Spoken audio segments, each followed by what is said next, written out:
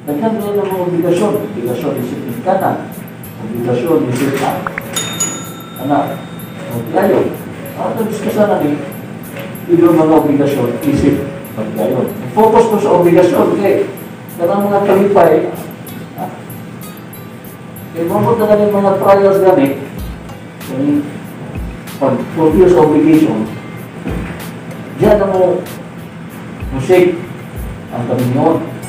Tapos malipayon pa kami, hindi kayo. Wala problema. Wala pa kami mga patubamon, yung mga trials. Iktado na tayo ng relasyon. So, mapunta sa punto nga, mungibak pa yun.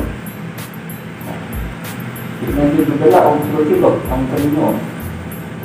So, ano yung masabtan ninyo sa mga basic procedure? Ano na mga paglantaw nga, si lalaki rin dapat ang kunuhay pamilya. Sabi panahon ko. Hindi si lalaki ang nakatunan na siya kinagot, tambay-tambay lang. Tambay lang ba niya siya legit? Ano siya doon na, sa balay? Kanahan ko pa, kailan sa balay ka nunay. Sige mo naman kita ay dagpay. Suman na bagito sa ayan. So, answer this question, sir. Regine, do you take Wilson here present today to be your local husband? Yes, attorney. You give yourself to him as his wife? Yes, attorney. Do you accept him as your husband? Yes, attorney. Do you promise to be true and loyal to him always? Yes, attorney. Do you promise to love and respect Wilson and cherish him always in your life as your beloved husband? Yes, attorney. Will you love him, comfort him, honor him, and keep him in sickness and in health, and forsaking all others, be faithful to Wilson all the time? Yes, attorney. Wilson, do you take Wilson here present today to be your local wife? Do you give yourself to her as her husband? Yes, do you accept her as your wife?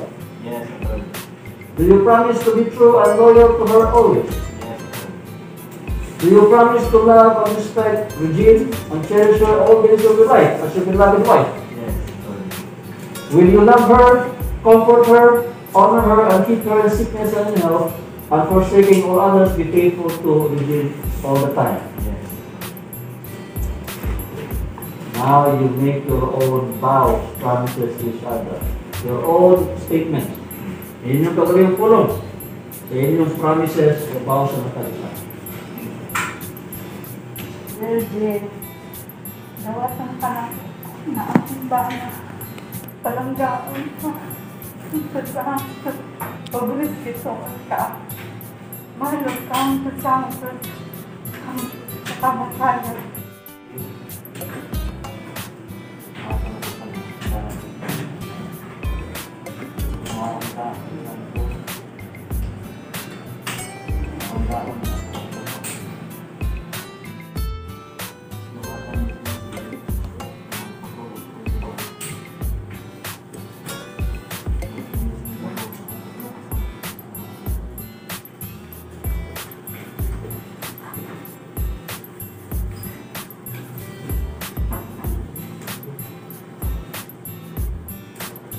Nakasimbol na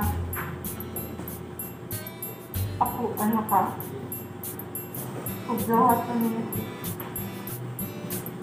sinabi sa akong paghatagit niya.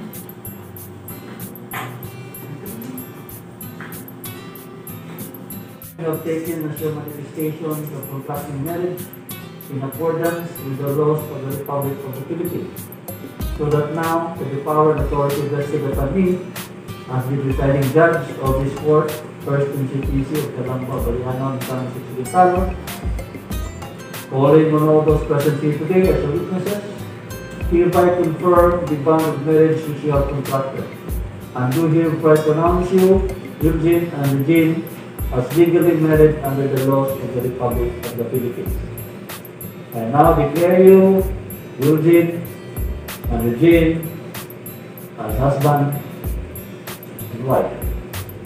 You may now show your appreciation to your wife. You may now kiss her.